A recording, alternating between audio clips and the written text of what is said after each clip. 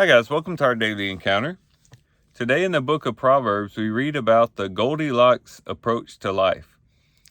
And this is found in Proverbs chapter 30 and verses 8 and 9, where it says, "Give me neither poverty nor riches. Feed me with the food that is my portion, that I not be full and deny you and say, 'Who is the Lord?' Or that I not be in want and steal and profane the name of my God." Here, Agor is looking for a life that is just right. He says, "Feed me with the food that is my portion. Don't let me be too rich that I would forget you, Lord, nor let me be impoverished to where I might be tempted to steal and do illegal things." So he wanted a life that was just right when it came to the material possessions of this world. I think this is good wisdom for us to follow, because sometimes it might be difficult for us to really maintain a modest living.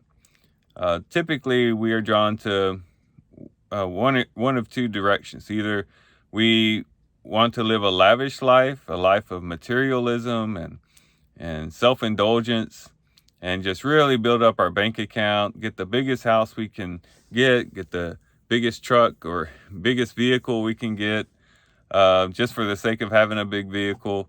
And we might become or try to become too extravagant and maybe even put ourselves in debt and things like that, trying to keep up with the Joneses. Or we might say, well, I just don't care how much I have, and then not even try to earn a living, not even try to get ourselves in a position of having a decent career so that we can take care of our family and things like that. That would be the other extreme.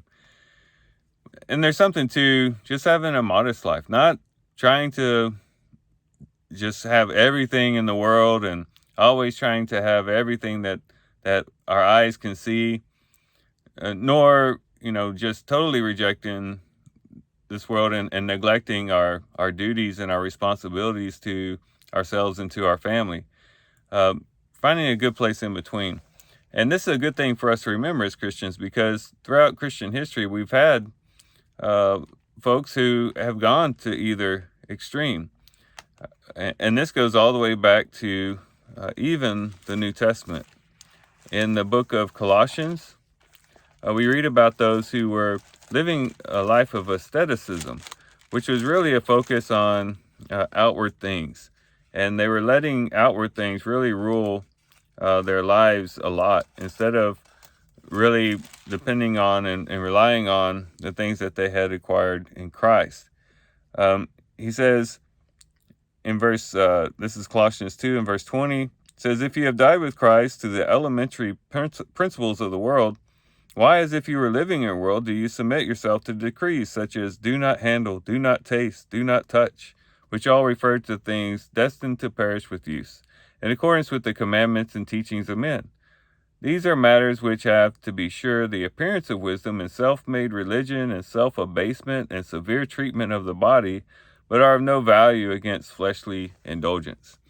And there's definitely been, not only in Paul's time, but throughout Christian history, where the tendency is to think, well, I don't want to be worldly, so I'm just going to live a destitute life and just live a life of intentional poverty and things like that. And that would go against what Paul taught the church at Thessalonica, as we read in 2 Thessalonians in verse 11, starting in verse 11, it says, "For we hear that some among you are leading an undisciplined life, doing no work at all, but acting like busybodies."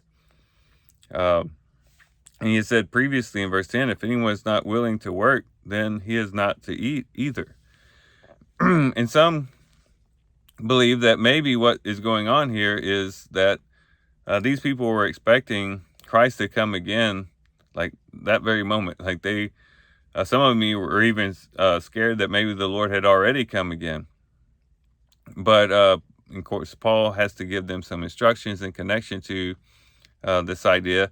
And maybe it could be that maybe some were so expecting the Lord that they just stopped working, and they were living off of the church, and because they weren't working, they were becoming busybodies. They were causing problems. They were mooching off of the church. And he tells them, no, you need to go to work. You need to earn a living. Yes, the Lord could come at any moment, but you still need to work and provide for your family and that sort of thing. And so that's one extreme in the first century that we find. But the other extreme is that of a lavish lifestyle, as brought out in James chapter 4. In James chapter 4, we have those famous passages about worldly Christians. Found there, he says in James chapter 4 and verse 1, it says, starting in verse 1, it says, "What is the source of quarrels and conflicts among you? Is not the source of your pleasures that wage war in your members? You lust and do not have, so you commit murder.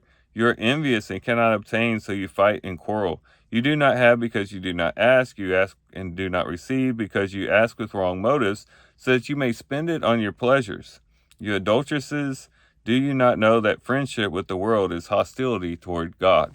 So here's the other extreme, where people were actually fighting and quarreling, trying to accumulate as much stuff as possible, and living just a worldly lifestyle.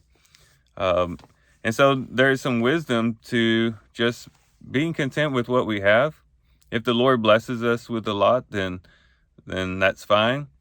And if we do hit hard times, to be content with that as well, with the same desire that Agar has here, where we want to not be impoverished, but to have enough to provide for ourselves and our family, to have the food that is our portion, and just seek a honest,